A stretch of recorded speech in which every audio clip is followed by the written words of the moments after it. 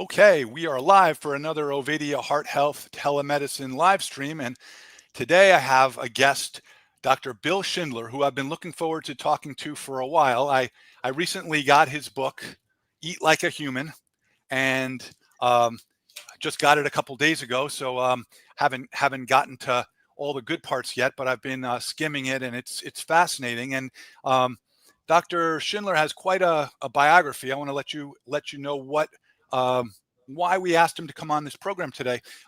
He's an internationally recognized archaeologist, primitive technologist, chef, and as I said, author of Eat Like a Human. His work bridges ancient wisdom and modern science to help us rethink how we nourish ourselves. He's the founder and co-owner of the modern Stone Age food lab and kitchen in Chestertown, Maryland. That includes a restaurant where ancestral techniques like fermentation, nose-to-tail butchery, and traditional food preparation come to life. You may know Dr. Schindler from The Great Human Race on National Geographic, Wired Magazine's YouTube series, or features on CNN, NPR, and The Atlantic. Today, we're going to explore what modern food systems have forgotten and what our ancestors knew, and how reclaiming that knowledge can transform health, longevity, and quality of life.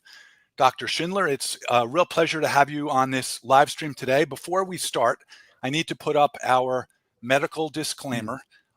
Just take a second, and I just want to let everyone who's watching today know that none of what we talk about is medical advice.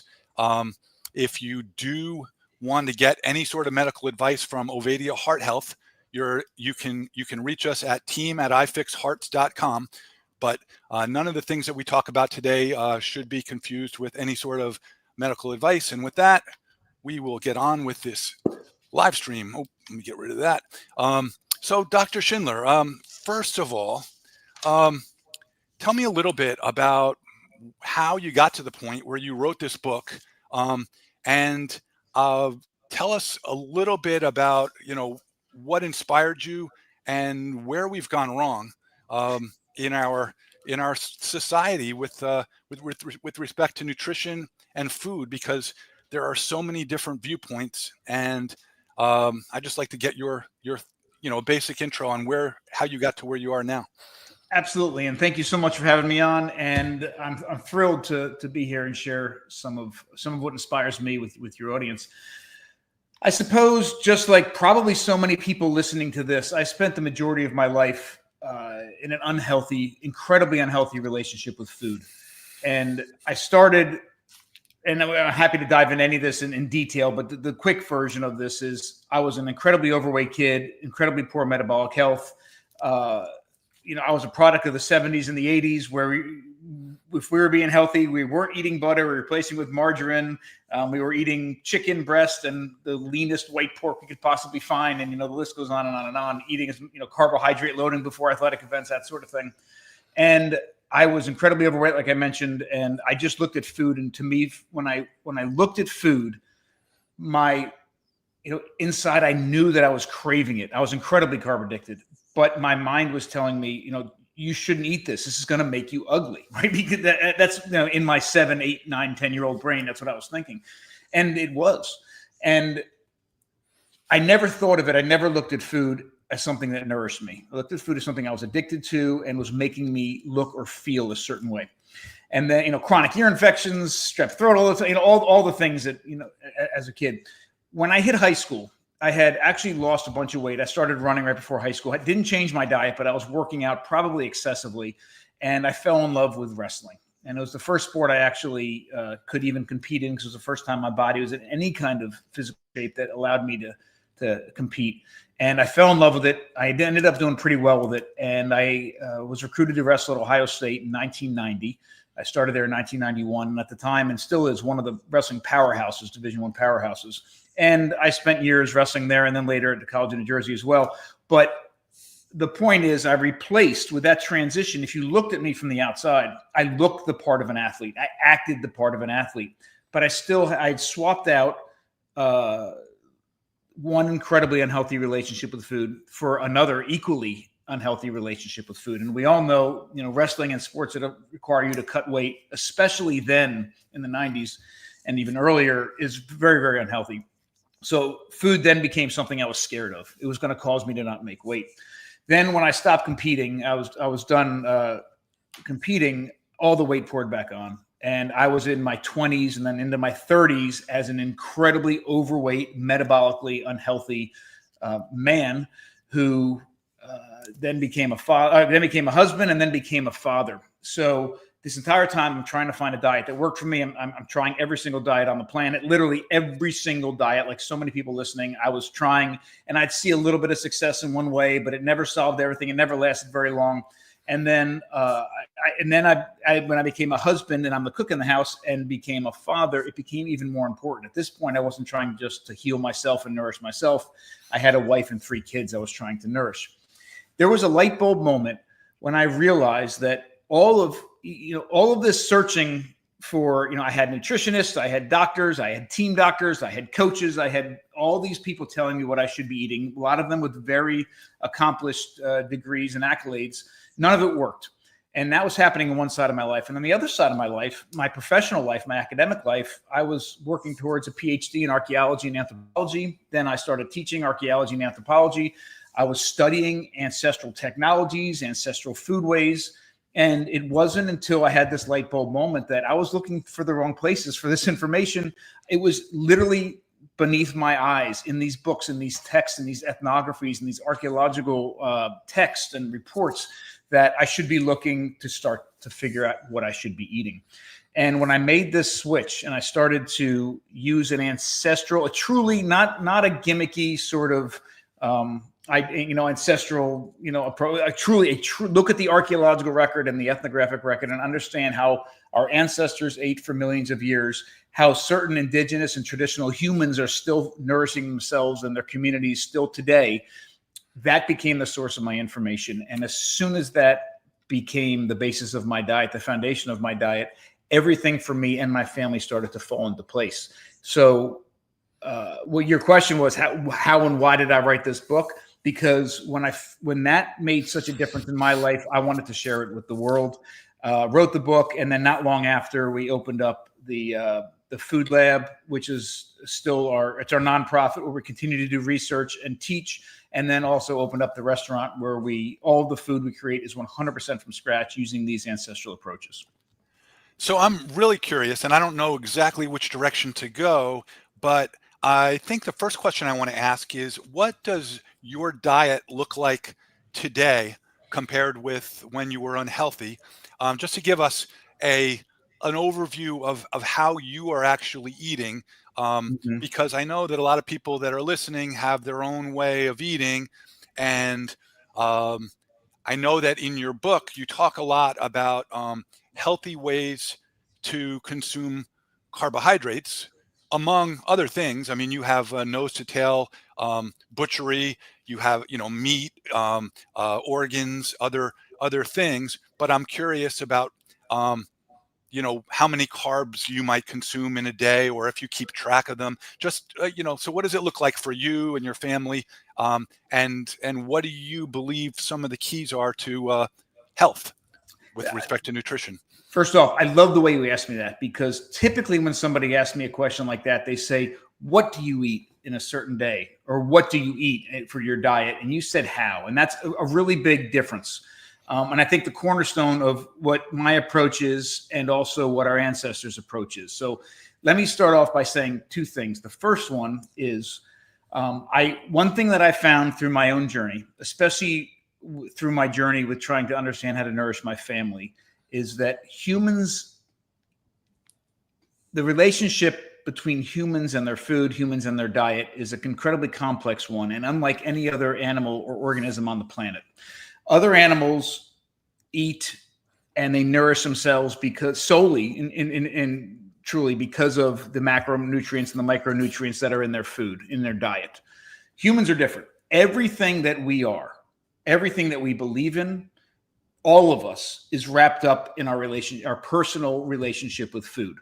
You cannot fully nourish a human solely through their diet, but their macro, what macronutrients, what micronutrients, what vitamin, what things are in their diet. That's incredibly important, but it's only one small piece of the puzzle. And if that's the only thing that you're approaching in changing your diet, it's not going to reach a maximum potential. We cannot disassociate humans and their food from the perspective of religion or politics or tradition or family or whatever it is that's important to you. And for many people, it's all of those things. So we need to meet all of those requirements. Our emotional, cultural, religious, all of those requirements have to be met in order for a human to be fully nourished. So that's number one. Secondly, the other thing that's interesting about humans compared to other animals is other animals are specifically designed. Their digestive tracts are honed and developed through millions of years of evolutionary pressures for a particular diet. We know that cows, for example, eat grass and other tough vegetable materials, and they have a 4-chambered stomach, they have a rumen, they have a particular palate, they have a digestive tract that allows them to do that, right? And you could go on and on and on about different animals and what they're designed to consume. The difference with humans, and this difference started 3.5 million years ago, is when we first created our earliest technology. And the earliest thing we found right now dates to 3.3 million years ago. It's a stone tool called the Lemekwe tool. It was found just west of Lake Turkana in Kenya. This particular tool was created 3.3 million years ago. And at the same time this tool was created, we're also finding bones of animals that have been scavenged with butchering marks on these bones. They created this tool, started scavenging animals, and this tool allowed them for the first time ever to access nutrients from their environment beyond what their nails and their muscles and their teeth and their allowed them to do. So this is fantastic. Not only access things, but also process things that we internally couldn't necessarily do on our own. It started with scavenging meat. Later on, we became hunters and could eat the entire animal, not just the flesh. We developed technologies like fermentation and sprouting and drying and cooking and all of these other things that are very, very simple but powerful. Later on, it was things like the plow and all sorts of fishing hooks and nets and atlatls and bows and arrows and boomerangs and all these things that allowed us to do two things: access increasingly diverse nutrients from our environment that we necessarily couldn't do with just our bodies, and take those raw materials and make them as safe, nutrient dense, and bioavailable as possible. And that right there, what I just laid out in the last 4 minutes, is the reason that you and I are sitting here with the ability to talk, and that we've created computers and can do the kind of things that we do, because it's those technological changes that impacted our diets and those dietary changes that nourished our biological changes, like a growing body size and a growing brain size. In fact, things like stone tools, fire, and fermentation literally helped create us as humans. The problem is, when we talk about diets today, we don't recognize that almost every food that we put into our body, we are not designed to consume on our own. We have an incredibly inefficient digestive tract. We need help. We need technological assistance to transform this raw material into its safest, most nutrient dense and bioavailable form. Some of the, and I rattled off a few of those. There's only two foods in the world that are even designed for humans to consume. One of them is breast milk. And we are, when we're first born, we are perfectly designed to consume that breast milk in the safest, most efficient way possible. The only other food that's designed for us or other animals to eat is fruit. Fruit is, here, the purpose of the fruit is for an animal to eat the fruit and deposit the mature seeds in a pile of manure somewhere else. That doesn't mean that we should be eating the fruit. It just means that it's designed for us. Every other food that we eat is on this planet for a different purpose. It's part of the reproductive process of another animal. An egg is part of the reproductive process of a chicken, for example, or a wheat grain, a wheat berry is part of the reproductive process of a wheat plant. I eat a massive amount of meat and organ meats. All of those things are fantastic, but they're not in the world for humans to eat either. They're part of the natural life process, the biological processes of other animals. So here we are inserting ourselves with an incredibly inefficient digestive tract, teeth that are smaller than our 3.5-foot tall ancestors, digestive tracts that are relatively smaller than our 3.5 million year old ancestors. Our digestive tracts are 60% the size of that they should be for a similar sized primate. And we have this incredibly nutrient expensive brain and nutrient expensive body that we need to do something with and fuel. And the only way we can do that is because of the technologies that we do before food even touches our mouth. That's different than other animals. So I say that because you said how, and I love that you said how. We can't have a real conversation about human diet and health without that how. Because if I don't eat very much bread, but if I told you I do eat bread on a daily basis, that's a meaningless statement unless I qualify that with, is this Wonder Bread that's made in less than an hour from flour all the way to finished loaf of bread, sliced, cooled down, and in a package?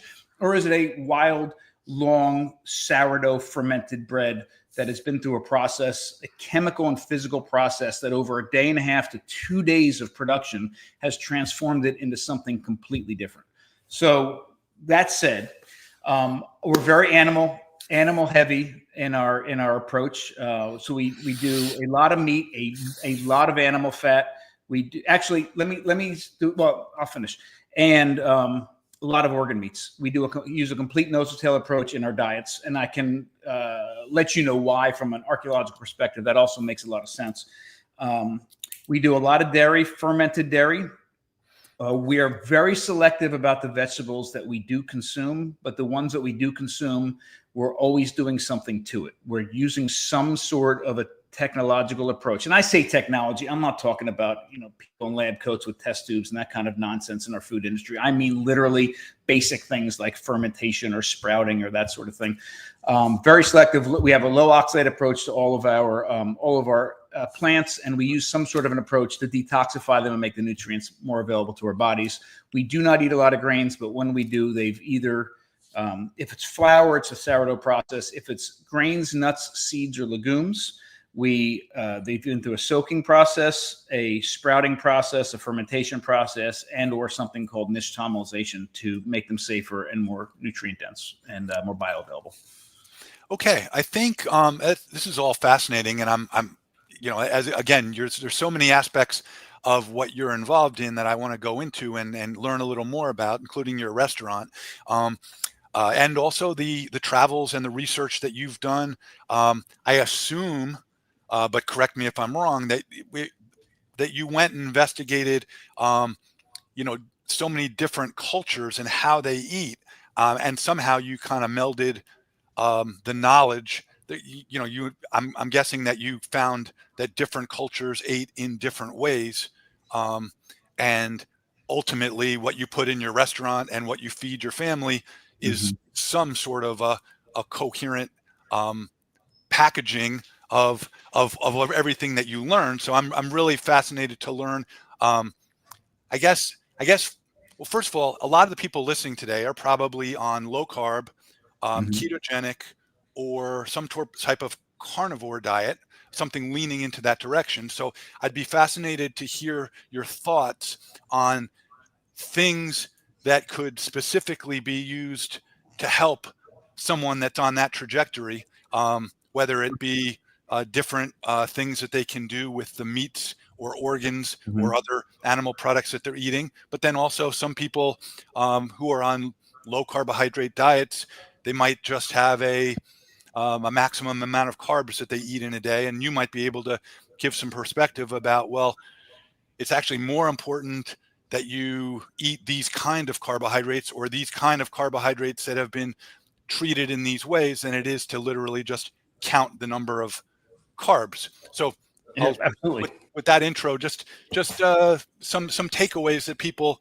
could have to become healthier using things that you've learned. So, and I think to put it absolutely, and put a little bit of a button on the last part of the conversation. I am very low carb.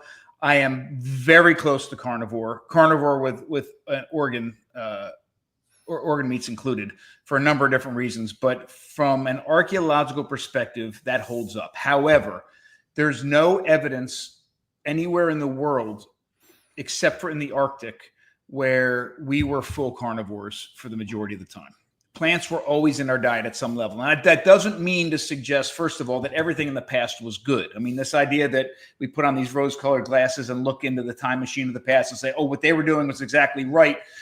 I don't want to suggest that's the case. But I will tell you what they were doing and the change, their dietary approach literally built us as humans. and should be the foundation of what we're still continuing to do today.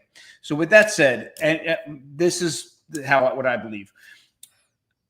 It is very strange to me, and it is very strange to any of the indigenous groups. So let me back up. When I did the show for National Geographic, one of the things that, it took us better part of a year to film the show. And National Geographic took me and my co-star all over the world. We started in Tanzania, and we went through Africa, across the Middle East, across Asia, ended up in Oregon. And we were representing different time periods. In fact, my job was to replicate the technologies from different time periods, starting at 2.5 million years ago. And in these 10 different episodes, in each place, we were at a location in a time period where something there prehistorically was invented or happened that allowed us to, take another step or accomplish something.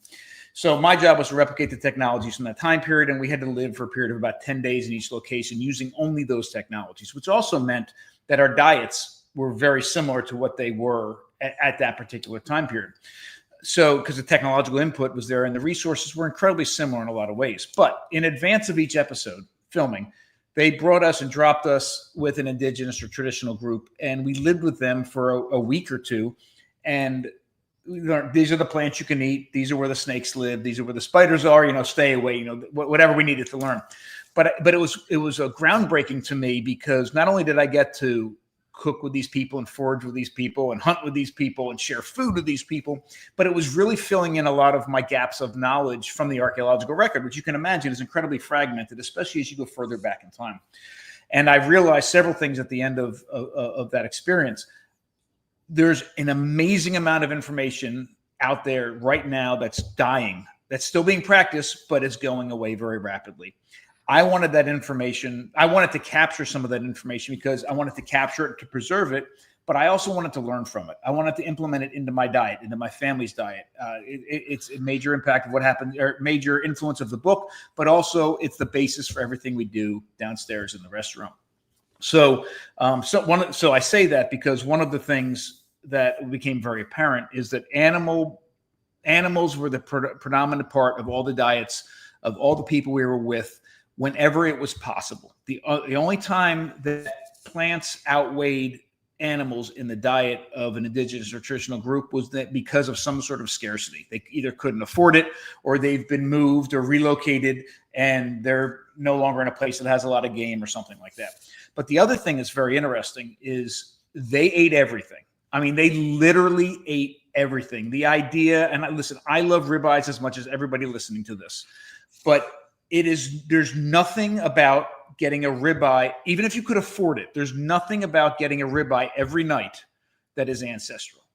Mm-hmm. Now, maybe it's a step towards ancestral compared to a modern American diet, but that's not ancestral.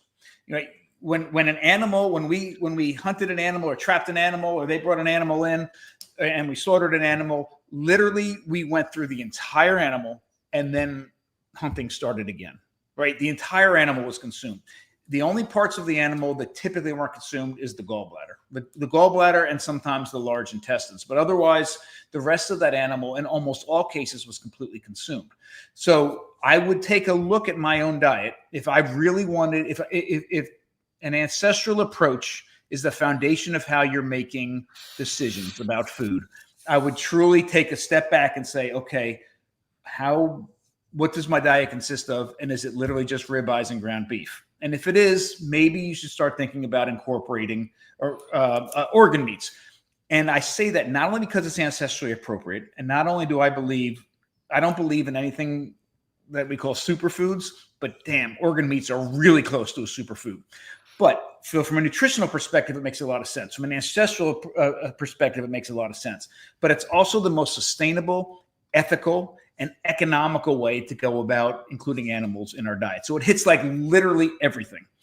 And just very quickly, it always seemed weird to me, even growing up when I didn't have this perspective on food, but it always seemed weird to me that I could go to the grocery store, even in the 1970s, and pick up a package of chicken breast and walk home without seeing the rest of the chicken. Right. And I could literally walk into an Acme or another grocery store and buy 20 pounds of chicken breast and walk out without seeing an entire chicken somewhere or the rest of the chicken. Well, when there's been a little bit of an influx of organ meats into the conversation in the past several years for a variety of reasons, some good, some bad. But some of it's sort of switched the other way, because now I have people coming all the time to me and saying, okay, how much liver should I eat? Right? How much liver should I eat? And we've actually switched that conversation because, I remember a specific time I was in Tanzania with the Hadza, the oldest hunter-gatherer group in the world. First night I was there, they shot a jennet cat out of a tree and brought it in, and they were walking in with this jennet cat, and they were about to start, taking it apart. And if I said to them, how much liver should you eat? They would have looked at me and looked down at this jennet and been like, what are you talking about? Like, I'm going to eat this liver and the 2 kidneys and the heart and the pancreas and the meat and the fat, and then I'm going to go out and hunting again. Like, I don't understand the question. What are you asking me? We are so disconnected that we have to ask other people how much of this, how much of that. We now can also, you can walk into a grocery store and buy 20 pounds of chicken breast without seeing another part of the chicken. You can walk into a Whole Foods and buy 20 pounds of chicken liver and walk out without seeing another part of the chicken. So what our approach has been, and I've included this in the book, and it's what we do at the restaurant here, is instead of getting silly about it, we include in most of our meat-based things that we make, whether it be a hamburger or a meatball or a sausage or whatever it happens to be, we include the same percentages of all the different parts of the animal in there that was in the animal. So if you eat one of our hot dogs, for example, that we make in-house, it's from local grass-fed beef cattle, it has the same percentage in it of liver, heart, kidney, meat, and fat that was actually in the animal. So, and I say this, the numbers are in the book that, I figured out what the average is for, even if you just think in that perspective a little bit, eating meat is great. Eating meat and liver is great. Eating meat and a little liver, and when you can get it, a little heart, maybe a little kidney, that's fantastic. So that's one little piece there. A second piece I would suggest, that you had mentioned, as far as everything from carbohydrates to approaches to things like dairy. I know 2 groups in the world, traditional groups in the world, that drink milk: the Samburu and the Maasai. That's it. And we were with the Samburu. The Samburu drink raw milk and blood literally every single day of their lives. And there's a portion of the year where the men and boys are out during the dry season when they're following their animals around. Nomadic pastoralists, they're following these animals around. That's all they have: blood and milk twice a day, and that's the entire food for months on end. And they are literally, in my mind, the healthiest people I've ever seen in my life. But other than those 2, dairy was introduced into our diets and has been a part of our diet in a fermented state. I love raw milk. Raw milk is amazing. Fermented raw milk is a step better. And the fermentation process is actually replicating what happened inside of our bodies when we were infants drinking our mothers. We've lost the ability to do a lot of these things because of the way we change when we get weaned, biologically change. But a fermented, a truly raw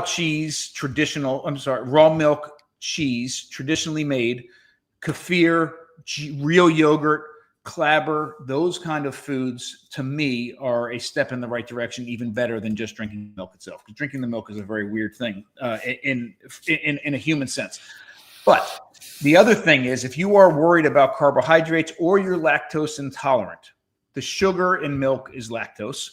And when you were a baby, just like every other mammal, we were born. Every mammal in this world produces the enzyme lactase.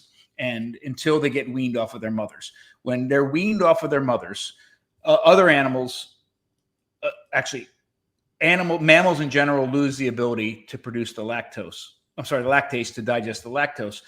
Humans, there's 2 genetic mutations that happened within the last 7,000 years in 2 pockets in the world. And anybody who's lactose tolerant as an adult is a product of one of those genetic mutations. Still today, 60 to 70% of adult humans are lactose intolerant. The norm, like other mammals, is to become lactose intolerant. The fermentation process takes care of the lactose if it's fermented long enough. The reason, if you're lactose intolerant, that you can eat, or you're typically pretty good on a real traditional cheese or really, really, really good yogurt, is because the food for the bacteria is the lactose. And the longer it ferments when you're in the production of these things, the less lactose there is. We make our yogurt, we ferment our yogurt for 24 hours. There's no lactose in it whatsoever. So real traditional cheeses, real yogurts, those kind of things are, if you're lactose intolerant, is a better choice. And if you're worried about your carbohydrates, is a lower carbohydrate option than just a glass of milk.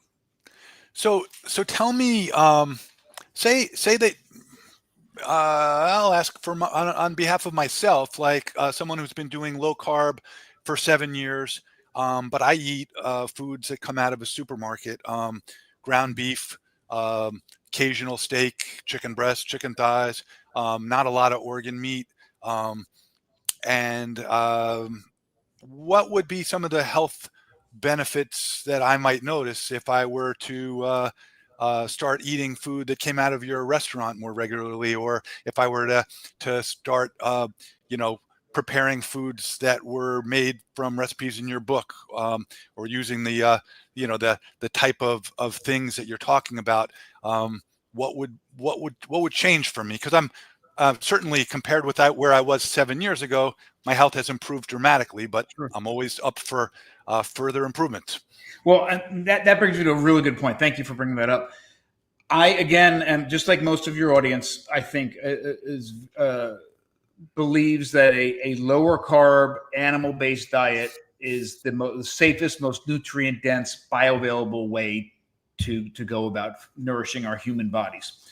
But no matter what your dietary approach is, whether you are a carnivore, whether you are straight keto, whether you're a vegan, whether you're a vegetarian, I don't care what your dietary approach is, every single one of us can improve that diet by utilizing the right technologies to transform whatever that raw material is into its safest, most nutrient-dense, bioavailable form.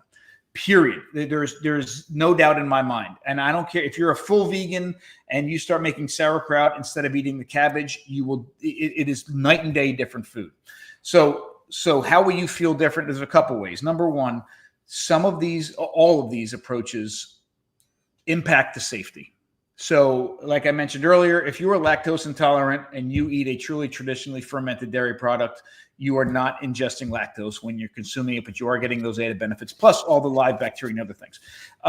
If you are, and I know I just talk about bread very quickly, real genuine sourdough bread. I mean, wild, long fermented sourdough bread, which is something, even though we have a sourdough bakery, we don't eat a lot of, but it is a different food than other bread. So if you're making your dietary choices based on these large categories, bread, milk, meat, organs, whatever, my suggestion is dive a little bit deeper, because there's enough variety within those categories that there should be completely different food groups.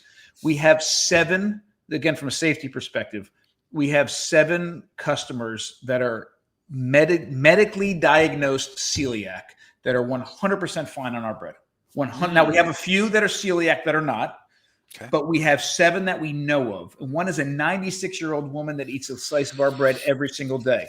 The process of how we transform the gluten in those grains through a 1.5 day long fermentation process is night and day. It makes it a different food. The other thing that's very interesting about it is it becomes it drops from being in the high glycemic range down to the low glycemic range just through the sourdough process. That alone helps do it. And I'm not trying to talk anybody eating bread. There's no requirement for bread in the human diet. But like I mentioned earlier, there is, for some of us, a requirement for bread in one of those other categories, right? Some of us emotionally or culturally just like, so this is where we are with the restaurant downstairs. If I made a restaurant that solely provided the food that you and me and probably the majority of this audience eats, we're in a very small rural town on the eastern shore of Maryland. We would be out of business. Like, we wouldn't have enough customers. Now, we do have food. I promise you downstairs right now that everybody listening to this would be like, yep, that's on my dietary plan right now. Let me have some, please. But we also are what we've landed on is, you know what, we're going to meet everybody where they are. We are going to make familiar food as safe and nourishing as it can absolutely be. We are gonna implement, strategize, use these ancestral approaches to food to transform raw materials into that safe and nourishing form. So you can come to everything on our menu you would recognize. We have tacos, we have pizza, we have sandwiches, we have charcuterie boards, we have all these things. But here is, and I think this might provide a little bit of a framework and maybe have been an easier way for me to answer one of your earlier questions. This is what we have, a set of rules for what we do and don't do in the restaurant. And this is also the same rules that we abide by in our own diets. I mentioned some of them already, but I'll repeat them very quickly. Anything made with flour, whether it's a gluten-free or not, it is 100% wild, long fermented sourdough. Grains, nuts, seeds, and legumes are soaked, sprouted, fermented, and or nixtamalized. We nose to tail butcher all of our animals and make all of our meat products entirely from scratch using that nose to tail approach. We ferment almost all of our dairy. We ferment almost all of our vegetables. We don't use any refined sugar and don't use any fake sugar either. We use only muscovado sugar, which is just dehydrated cane juice, maple syrup, and honey. We use only medium to low oxalate vegetables. There's no industrial nut or seed oils in anything that we do. Anything with a high temperature cooking is all animal-based fats, butter, ghee, lard, tallow, schmaltz, that sort of thing. And we use olive oil, avocado oil, and coconut oil in cold applications. And I mean, there's a few others. I don't remember what they are, but this means that in order to implement these strategies and abide by all these rules that we've set up for ourselves, we have to make everything 100% from scratch. There's no two ingredients put together outside of our walls. So when you come in and get a pizza, it is a sourdough crust we've made in-house. It's a 4-day process. We have made all the pepperoni. We've made all the sauces. We've made all the cheese from local milk.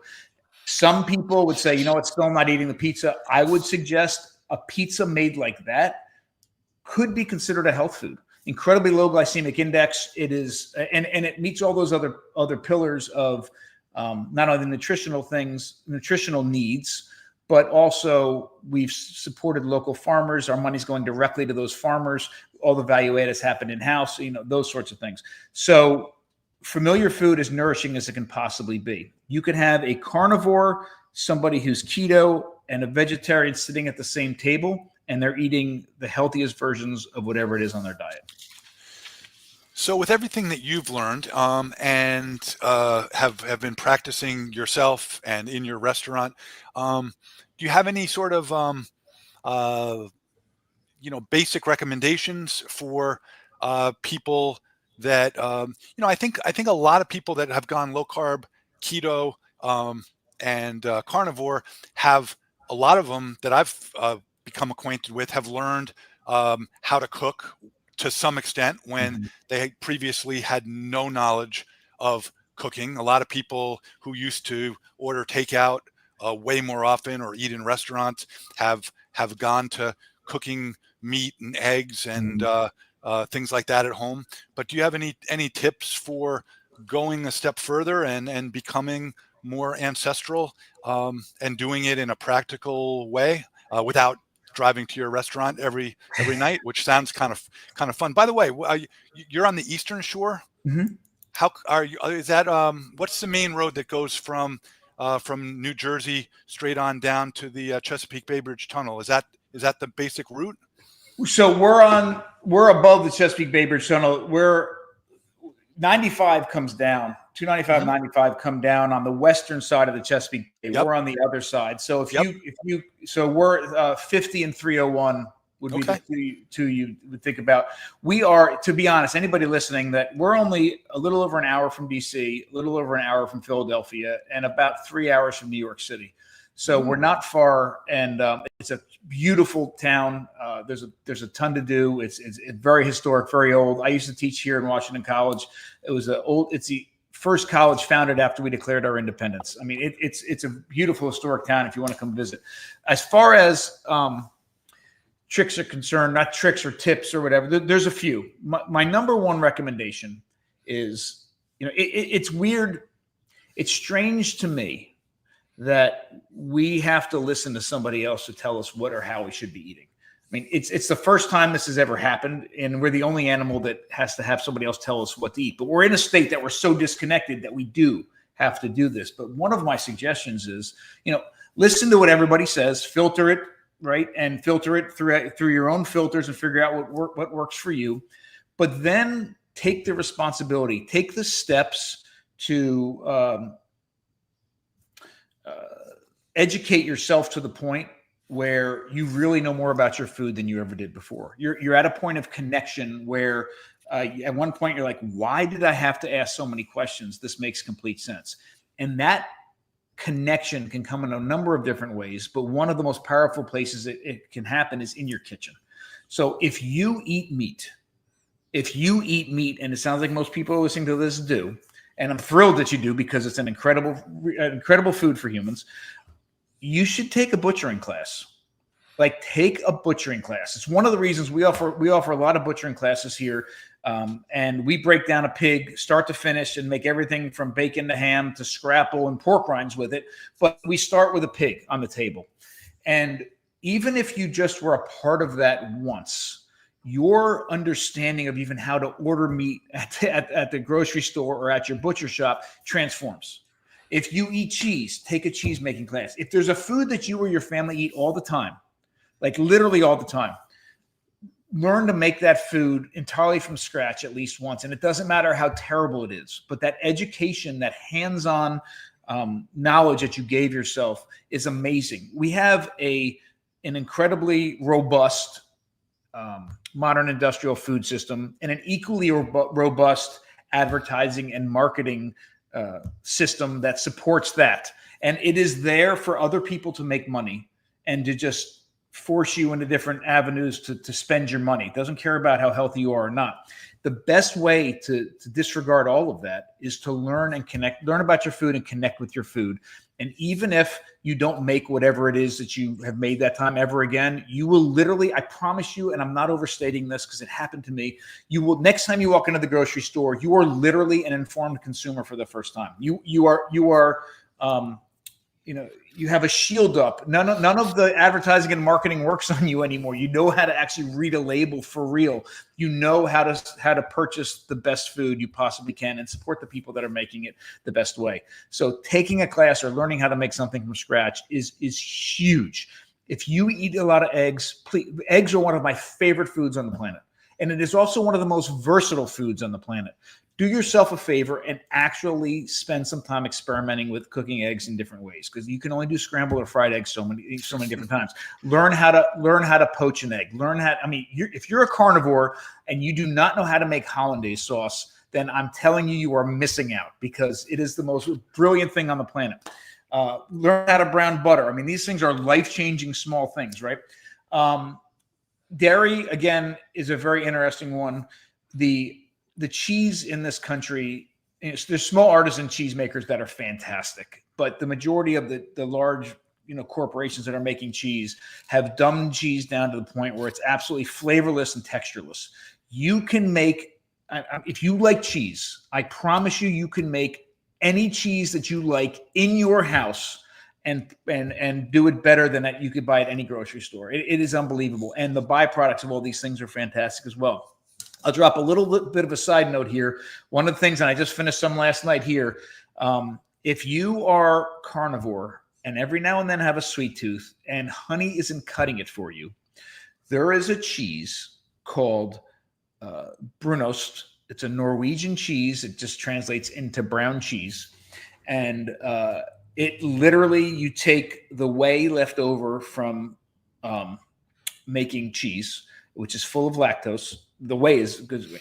And if you have to get it right away, and you just start heating it up and simmering it. And about 14 hours later, all the liquid's gone. The lactose that's naturally present in the whey has caramelized, and you end up with this fudge-like cheese that is 100% carnivore. Now, it's not keto, but if you're going to put a little bit of carbs in your body and you want to still stay carnivore, I am telling you, this is God's gift to what you've been looking for. I literally just made some last night. It's brilliant.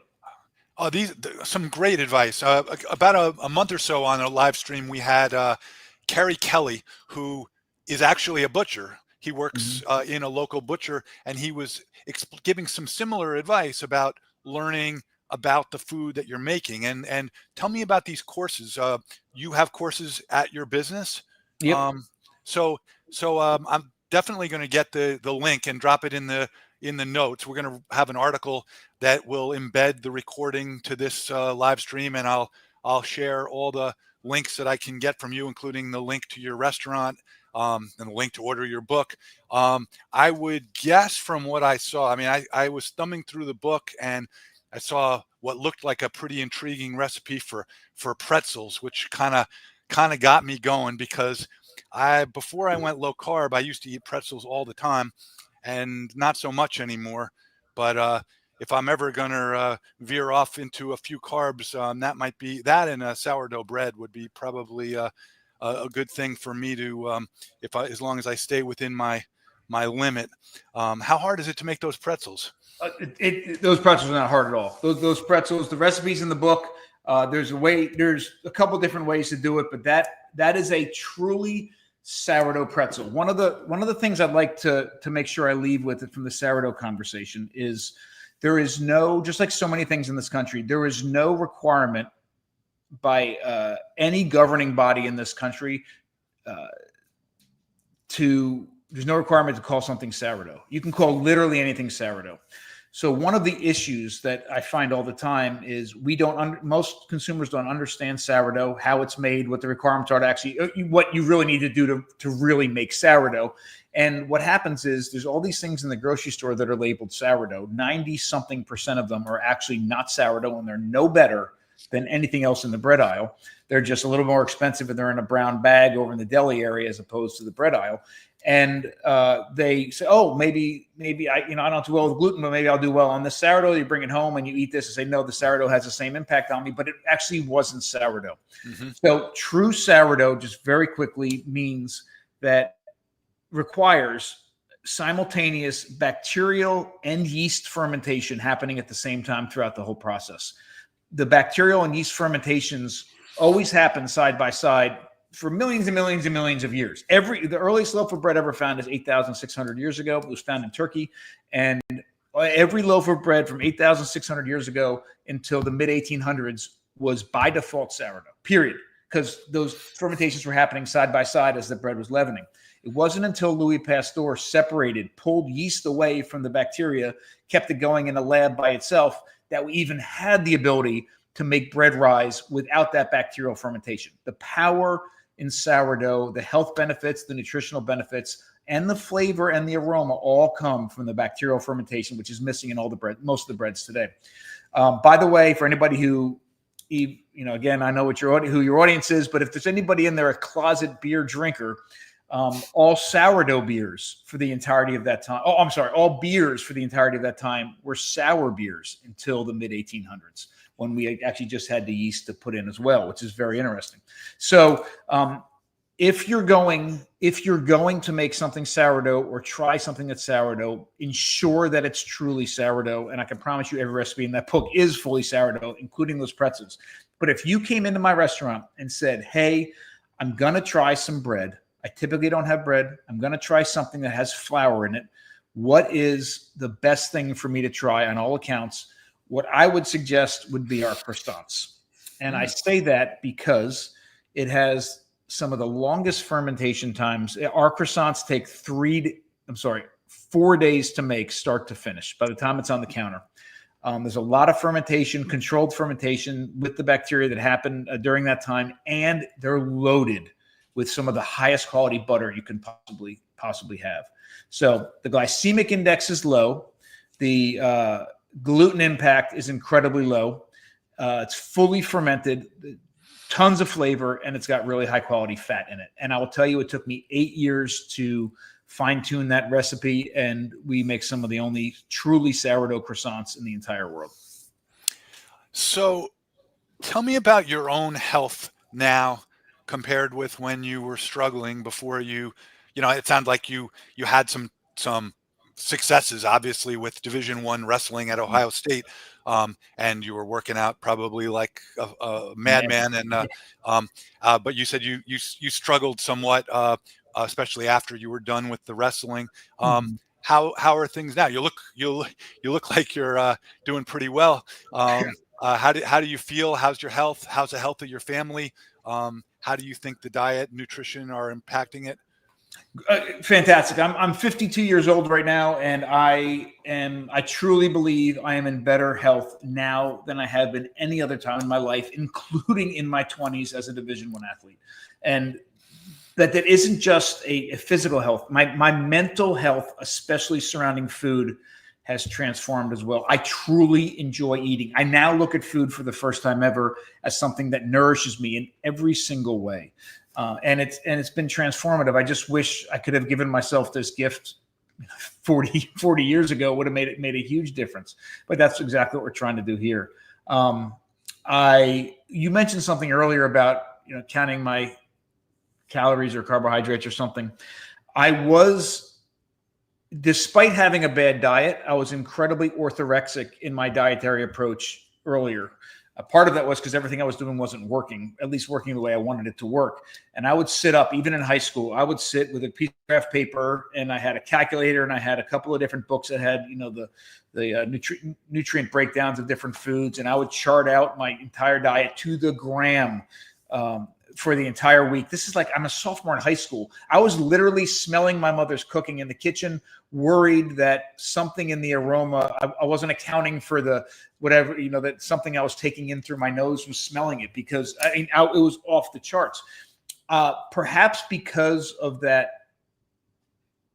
strong bad orthorexic approach. I'm doing the opposite now, and I'm not suggesting this is the way to do it, and maybe it just works for me and maybe something else works for somebody else. I don't count anything. I haven't stepped on a scale. I haven't charted my protein intake, my carbohydrate intake at all. I literally, and part of this I do believe is because I am more connected to my food than ever before. I know exactly what it takes. I know the labor that goes in to making certain things. And even though because of government subsidies and other ways that we price our food today, the actual labor in making food is disguised by low prices. I mean, it is incredibly difficult to make sugar. It's incredibly difficult to grow flour and grind flour. Bread should be super expensive, but it's not, for a variety of different reasons. And then we look at it, it's not a cheap food. I should be eating a lot of it. I think because of that connection, I understand really what goes into the food, and my senses are tuned in like never before. I mean, literally, this tastes like this tastes like this, that I'm able to, for the first time ever in my life, make these decisions. I start eating when I'm hungry. I stop eating when I'm full, sort of thing. So, I mean, you've provided me.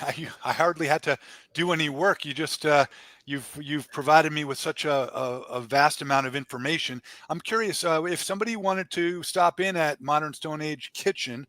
You need reservations? Is it hard to get a table? Are there certain times of year that are better than others? How big is it? What's the experience like? Give us a little bit of insight, because I'm going to stop in one day. I head down. At least in August, I'll be heading south, and I'll go down the Eastern Shore. So tell me what it's like. So it's again in this beautiful little town of Chestertown, and it's worth coming and staying because there's a bunch of restaurants, a bunch of other things to do. So coming to see us, it's not huge, but we have seating, indoor and outdoor seating. And when you walk in, one of the cool things is there's literally no walls. The only walls that we have in our entire place, other than exterior walls, are walls to the bathroom and walls to the walk-in freezer and refrigerator. So you can, and it was intentional. You can smell and see and hear all the things that are going on and connect. You'll see all of the things. So that takes up a lot of seating, though. So there's seating inside, a lot of seating outside. You mentioned what's one time of the year better than another. Really, the only thing that negatively impacts us is horrible weather, because then we don't have the outdoor seating. But we are fast casual. You come in, there's no reservations. Come in, order. We'll bring you the food, and we'll give you tours, whatever you like to see. Answer any questions you have. We're open every single day, Monday through Sunday, or Sunday through Saturday, however you want to do the week. Every day of the week we're open for breakfast and lunch, and we only do one dinner a week, and that's Friday night. We do wood-fired pizzas and some other things because it takes us all week to make all the cheese and the pepperoni and the sausage and all of those things. And so just come in. You can certainly come unannounced, and we'd love to see you anytime. Oh, great. If you want things, so we do have a small market of our food that you can purchase and bring home. Like, we have our liverwurst, and we have our bread, and we have some of our cheeses and our fermented butter and all those things. If there's something that you want, like if you look on our website and you're like, I know that I want to go home with this, and especially if you're coming on a weekend when it gets super busy, you can pre-order anything you like, and we'll have it all packaged for you, ready to go, and make sure that we have it. Do you ship? We do. We don't ship things that are refrigerated or frozen. And unfortunately, because we are not USDA inspected, we cannot ship animal products across state lines. Got it. Yeah, well, I look forward to dropping in at least this summer. Sounds great. I want to thank you very much for coming on. You've given me so much. I got some homework to do. This book looks fascinating. I'll make my screen bigger just so people can get a better look at it. Eat Like a Human, and we will have an article summarizing this interview, and the interview itself will be on the iFix Hearts YouTube channel for everyone to go and if there's any part that you missed, and then I'm going to be putting the links in there as well. Anything else you'd like to leave us with, Bill? No, one thing that I've learned, and I thought about it because of the orthorexia part. I write about this in the book a little bit, but one of the things when I was really trying to regain my own health, and I started down this path, for a short period of time, I became more orthorexic than I ever did. And this isn't because, before I was stayed orthorexic because it wasn't working, and I just thought I had to do harder to make things better. But when I did see things working, I became even more orthorexic and more. And I think that for certain periods of our life, especially when we're trying to regain our health or achieve health for the first time, for some of us, that's very important. But it does come at a cost at some point. And one of the things that I realized was I was giving up a lot. And my mental health wasn't necessarily the best it could be. And here's my last piece of advice. There were several years when I didn't even have a bite of birthday cake in my house, even ones that my one daughter made for my other daughter for birthday. And I regret that more than you can imagine. And I'm sure other people are in the same boat. When I realized that a bite of a birthday cake, or even one slice of birthday cake in the right frame of mind, not that I'm cheating, more that Mindy Peltz, I love how she says you're feasting. You give yourself that grace, to be able to enjoy certain, once in a lifetime or very few in a lifetime pleasures like that.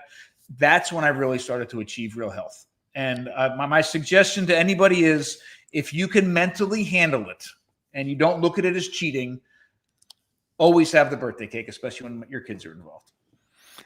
Yeah, that's great advice. And I can definitely relate, because, when my mom comes to visit and she brings the same cookies that she made when I was 6 years old, a recipe from my neighbor who has probably been deceased for 35 years, I learned long ago to not say no thank you to the cookies. Just, I no longer eat the whole container. Yes.